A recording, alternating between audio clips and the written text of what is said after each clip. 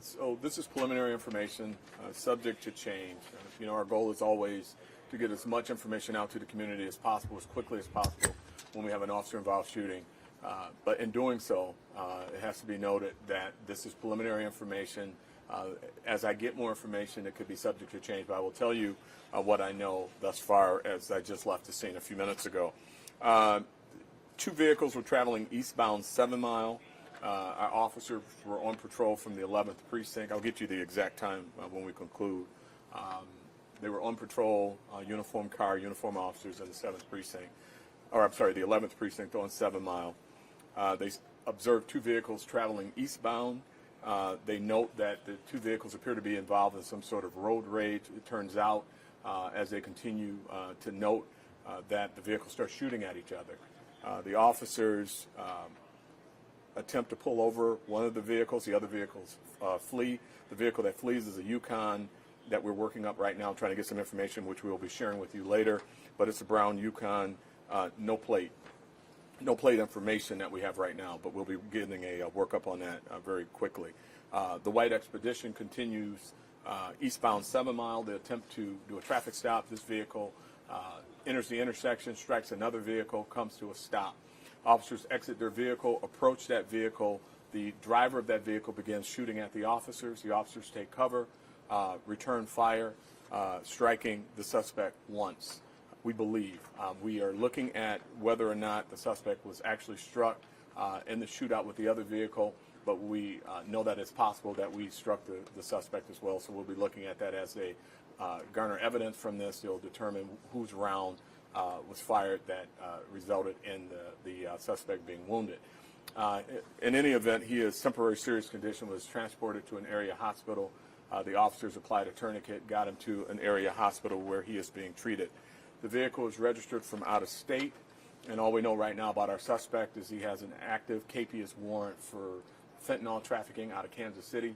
We don't know if he is a Kansas City resident at this point, but he is in temporary serious condition. I believe he was struck in the forearm one time. At this point, that is all we have right now.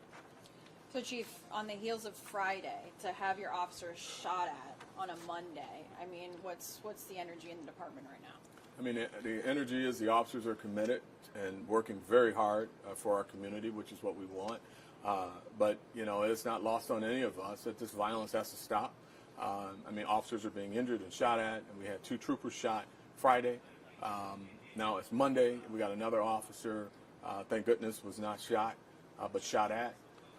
The violence, the gun violence in our community and in our country, quite frankly, enough is enough. And, we've got to just, all of us as a community have got to be tired of it, and it's just unfortunate. But the officers, the morale is still high. They're still working hard, and officers on patrol when they witnessed the shootout and made the stop or attempted to stop, and unfortunately took fire, and had to return fire. And no injuries whatsoever, right, during that whole ordeal, the shooting and everything like that? No injuries to the officers at all. No. Okay. All right. Thank you. So how many people were in each of the 2 vehicles? We're looking at that right now. We're going through body-worn camera. We're going through audio tapes of the calls, the radio calls, and everything. We believe that it was more than the driver, but we don't know and cannot confirm that at this time. We're going to be looking at everything. Like I said, we want to know about the earlier shootout. We want to know if that's the round that's in the person. We've got shell casings from a couple different scenes that we'll be looking at. We got shell casings on the inside of the vehicle that was firing at our officers, so we'll be linking those to a weapon. The investigators are getting a search warrant up on the car right now because the suspect was transported to the hospital. So we want to make sure we check all the boxes and get a search warrant signed before we go in and start extracting evidence. But we can see inside the vehicle. Beyond the airbag deployment, we can see some shell casings inside. And so looking for one suspect in one car, or? Well, we're looking for one car, unknown on the number of suspects right now, and we may be looking for an additional suspect from the expedition, the white expedition that cracked up and engaged our officers. We think we had multiple occupants. We obviously have one occupant who fired at our officers, but we think we may be another one in there. And we're going to find that out with our video assets and taking a look at that. The Yukon, which we're doing a workup on now, we'll have more information on that as we pull our green light cameras. we pull other cameras and assets in the area, we'll know if there was how many were in that vehicle and which way they fled. But the officers made the right decision to go for the vehicle that was speeding. They were both shooting at each other. They had to make a quick call, and I think they made the right call. Fortunately for them, they weren't injured.